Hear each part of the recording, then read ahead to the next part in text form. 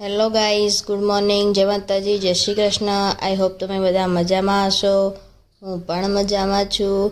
તો ચલો એક નવી રેસીપી સ્ટાર્ટ કરીએ છીએ। તો તમે જોઈ શકો છો આ લીલા ચણા છે, પોપટા છે કે જીંજરા, તમારી બાજુ આને શું કહેવાય છે તે નીચે કોમેન્ટ કરજો। અમે તો તેને પોપટા કહીએ, લીલા ચણા બી કહીએ અને જીંજરા બી કહીએ છીએ। પછી તેને આપણે છોલી લીધા છે અને ચણા અંદરથી કાઢી લીધા છે।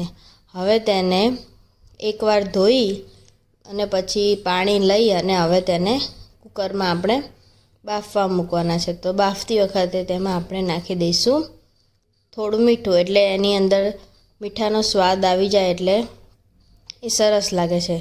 તો આપણે હવે તેને બાફી લેવાના છે, એક વિસલ વાગે તેટલું, પણ બહુ ગ્રેવી જેવા ના થઈ જવા જોઈએ। હવે તેના વઘાર માટે આપણે લીધું છે 2 ડુંગળી, 1 ટામેટું, 4-5 કળી લસણ, પછી 1 ઇંચ આદુનો ટુકડો અને તીખા લીલા મરચાં। આપણે લાલ મરચું ના નાખવું હોય, ગ્રીન કલરનું શાક બનાવવું હોય તો તીખા લીલા મરચાં આપણે એ પ્રમાણે લેવાના છે કે ઘરમાં જેટલું તીખું ખવાતું હોય એ રીતે। હવે આ બધી જ વસ્તુઓ છે તે આપણે લઈ લેવાની છે અને એને ચોપ કરી દેવાની છે। તો આપણે એક વઘારિયામાં તેલ મૂકી દીધું છે। તેલ આમાં વધારે લેવાનું છે, 2 થી 3 ચમચા જેવું આપણે તેલ લઈ લીધું છે। તેલ ગરમ થાય પછી તેમાં આપણે હિંગ ઉમેરવાની છે। હિંગ ઉમેર્યા પછી આમાં મેં થોડું લીલું લસણ પણ લીધું છે, જો તમારી પાસે હોય તો તમે લઈ શકો છો, શિયાળામાં તો આવે જ છે। તો લીલું લસણ, મરચું, આદું એની પેસ્ટ તમારે લેવાની છે।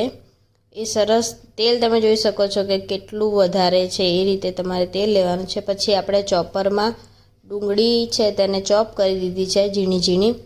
તો આપણે થોડું 2 મિનિટ સતળાઈ જાય પછી આપણે ડુંગળી નાખવાની છે। ડુંગળી થોડી સતળાય, સોફ્ટ થઈ જાય ત્યાં સુધી એને આપણે પકવવાની છે। તો જોઈ શકો છો ડુંગળી પાકે એના માટે આપણે થોડું મીઠું નાખી દીધું છે। આપણે ચણા બાફવામાં પણ મીઠું નાખ્યું હતું, ધ્યાન રાખવાનું હો, વધારે ખારું ના થઈ જાય। તો આપણે ડુંગળીને સરસ સાંતળી લઈએ છીએ। તો મારી રેસીપી કેવી લાગે છે તમે કોમેન્ટ તો કરો। સાથે સાથે આપણા ચણા પણ બફાઈ ગયા છે, તમે જોઈ શકો છો આ રીતના બફાયા છે। દેખાવમાં આખા લાગે છે પણ તોડીએ તો તરત તૂટી જાય છે। તો આ રીતે આપણે ચણા બાફી લેવાના છે।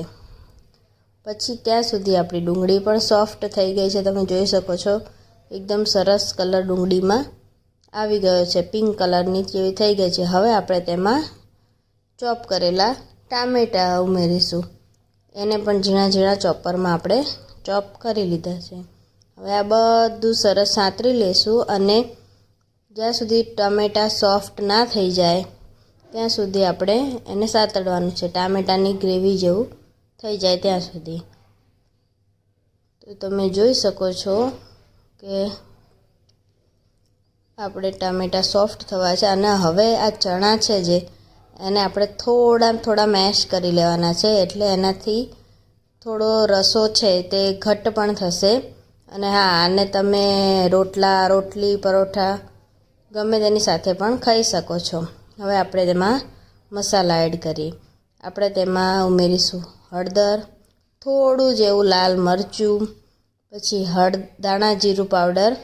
અને તમે કઈ રીતે બનાવો છો આ ચણાનું શાક તે પણ મને કોમેન્ટમાં કહેજો। તમે કંઈક અલગ રીતે બનાવતા હોય તો આપણે એ પણ ટ્રાય કરીશું, બરાબર।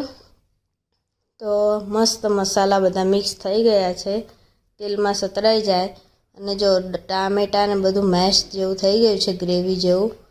હવે આપણું આ વઘાર રેડી થઈ ગયો છે। આ વઘાર રેડી થઈ ગયો છે તેમાં તમે ચણા પણ ઉમેરી શકો છો, પણ આ નાનું છે એટલે હું ચણામાં વઘારને ઉમેરી રહી છું। તો આને છે ને તમારે જેની સાથે ખાવું હોય ને એટલું થીક રાખવાનું હોય।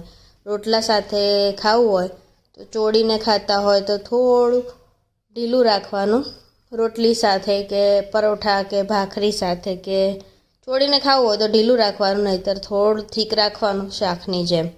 પછી એમાં આ સિક્રેટ છે, થોડી આપણે છાશ ઉમેરીશું, અડધી વાટકી જેવી, થોડી ખટાશ પડતી લેવાની, અડધી વાટકી જેવી છાશ ઉમેરીશું। તો હવે આપણું રેડી છે મસ્ત ચણાનું શાક. અમારે રોટલા સાથે ખાવાનું છે એટલે મેં થોડું આ ઢીલું રાખ્યું છે. હવે તાજી સમારેલી તેમાં કોથમીર ઉમેરી દેવાની છે. રેસીપી કેવી લાગી?